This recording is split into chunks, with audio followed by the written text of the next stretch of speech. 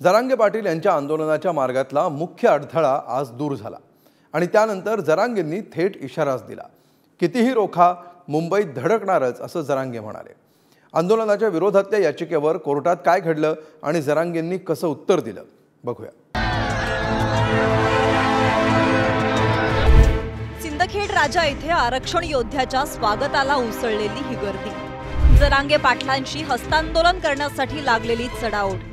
हा फक्त ट्रेलर आहे, कारण 20 जानेवारीला खरा पिक्चर रिलीज होणार आहे। कुणी काहीही केलं तरी 20 तारखेला मुंबईला येणारच असा इशारा मनोज जरांगे पाटलांनी दिला। तसेच पंतप्रधान नरेंद्र मोदींवरही त्यांनी निशाणा साधलाय। 144 त्यांनी 18 तारखेपर्यंत लावलेली होती।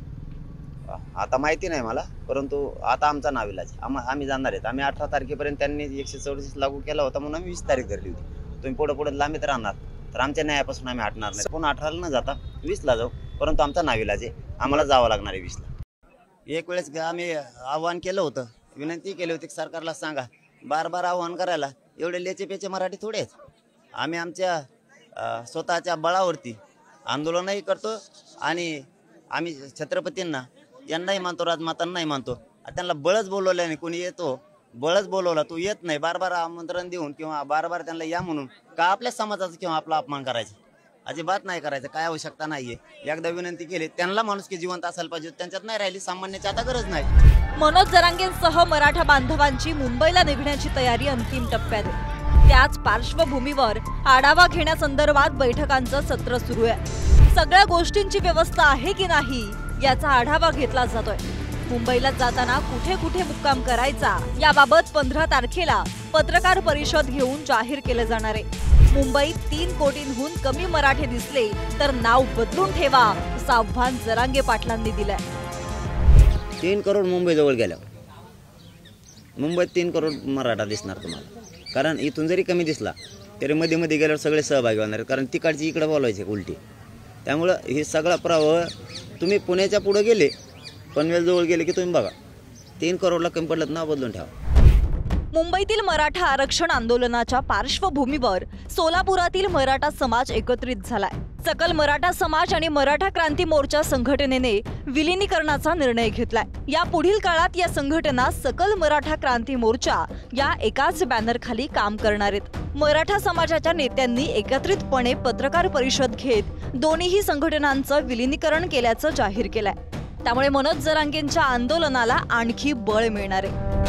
या नावाखाली आम्ही सगळेजण एकत्र आलेलो आहे। यापूर्वी सकल मराठा सोलापूर या नावाने सुद्धा समाजाचं काम कार्यरत होतं आणि मराठा क्रांती मोर्चा या नावाने सुद्धा मराठा समाजामध्ये ही चळवळ सुरू होती। पण आदरणीय जरांगे पाटलांच्या आव्हानाला प्रतिसाद म्हणून आम्ही ठरवलं की समाजामध्ये 2 वेगवेगळ्या पद्धतीने संघटना असण्यापेक्षा आपण सगळेजण एकत्रित येऊन जरांगे पाटलांचे हात मजबूत करण्याकरता, मराठा समाजाला न्याय देण्याकरता, आरक्षणाच्या या चळवळीमध्ये उभं राहण्याकरता आपण एकत्र आलं पाहिजे। आज मनोज जरांगे पाटलांच्या आव्हानाला प्रतिसाद म्हणून आम्ही सगळेजण एकत्र आलेलो आहोत। आरक्षणाची लढाई अंतिम टप्प्यात आहे। आमचे 60 लाख पुरावे सापडले शासनाकडे, पण आम्हाला दाखले देण्यामध्ये शासन दिरंगाई करत आहे। त्यांच्या 20 तारखेच्या आंदोलनाला प्रतिसाद देण्यासाठी आम्ही मोठ्या संख्येने आज इथे एकत्र आलो आहोत। एकीकडे मराठा समाज मुंबईत धडकणार आहे, तर दुसरीकडे नेत्यांविरोधात संताप व्यक्त केला जातोय। सुप्रिया सुळे सिंदखेड राजा इथे आल्या असता त्यांच्या समोर मराठा तरुणांनी आरक्षणासंदर्भात जोरदार घोषणाबाजी केली। एवढी वर्ष सत्तेत असून देखील मराठा आरक्षण का दिलं नाही असा सवाल त्यांनी केला। बिदव यांचा जन्मोत्सव सोहळ्यासाठी आलो होतो।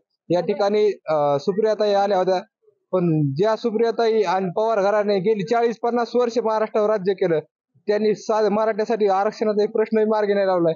यासाठी आम्ही त्यांना लक्षात आणून देण्यासाठी त्या आल्यानंतर आम्ही घोषणाबाजी केली आणि त्यांचा जाहीर निषेध केला। या ठिकाणी आम्ही आमच्या मराठा समाजाने 1 मराठा लाख मराठा घोषणा देत या ठिकाणी सरकारच्या विरोधात किंवा जे दुसऱ्या बाकावर बसलेले असतात त्यांच्या विरोधात आम्ही या ठिकाणी मराठा आरक्षणासाठी घोषणा दिलेल्या आहेत। आज 140 मराठा समाजाचे आमदार खासदार आहेत, हे ना आमच्याकडे लक्ष दिलं असतं आणि ती आज ही वेळ आली नसती।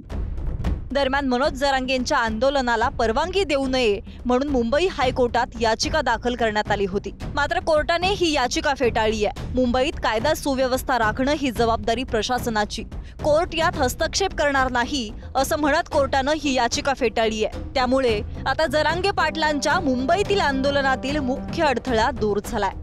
ब्युरो रिपोर्ट, पुढारी न्यूज।